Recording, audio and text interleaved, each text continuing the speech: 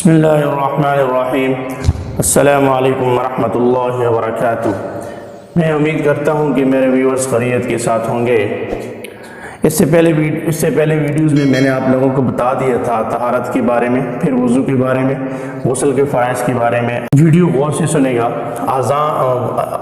نماز سے پہلے اذان کی فضیلت، اور جو اذان نہ دے رہا ہو، جو سن رہا ہو، اس کے لیے حضور اکرم صلی اللہ علیہ وسلم نے کیا فضیلت بیان کی۔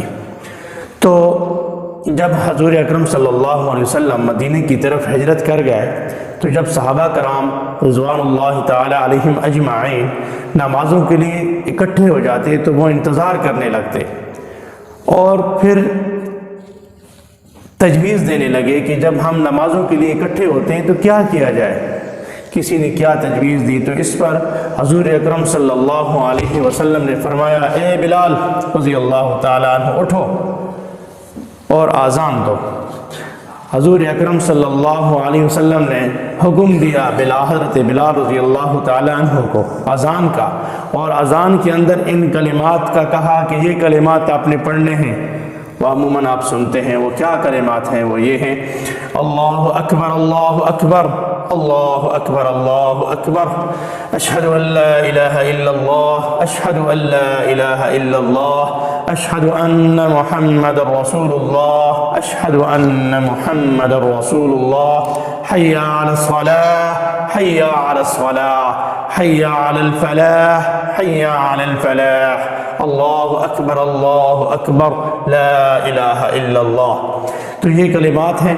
اس کے بعد حضور اکرم صلی اللہ علیہ وسلم نے فرمایا کہ آپ قیامت کے دن کے لیے آپ لوگ دعا بھی مانگ سکتے ہیں کہ یا اللہ قیامت کے دن ہمیں کیا کرنا۔ یہ دعا بھی حضور اکرم صلی اللہ علیہ وسلم نے، ہم نے بہت سارے بزرگوں سے سنا ہے کہ یہ دعا بھی آپ پڑھ سکتے ہیں: اللہم رب هذه الدعوة التامة والصلاة القائمة آت محمدا الوسيلة والفضيلة والدرجة الرفيعة وابعثه مقاما محمودا الذي وعدته وارزقنا شفاعته يوم القيامة إنك لا تخلف الميعاد۔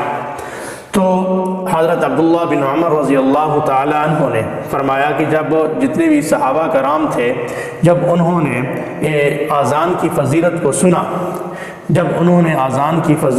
سنا، تو حضور اکرم صلی اللہ علیہ وسلم سے فرمایا کہ جو شخص اذان دے رہا ہے اس کی اتنی بڑی فضیلت ہے، لیکن ظاہر نمازوں کے ٹائم بہت سارے نمازی آتے ہیں، تو ہر نمازی اذان تو نہیں دے سکتا، تو کہتے ہیں کہ جو اذان دے رہا ہے ثواب تو اس کو ملے گا، لیکن اس پر حضور اکرم صلی اللہ علیہ وسلم نے فرمایا ہاں اس کے لیے بھی فضیلت ہے، اس کے لیے بھی ثواب ہے، لیکن جو سننے والا شخص ہے، جو سننے والا نمازی ہے، اگر وہی اذان کے کلمات جو مؤذن کہہ رہا ہے وہی کلمات دہرائے تو اللہ پاک دونوں کے لیے اجر و ثواب برابر کا لکھ دیں گے۔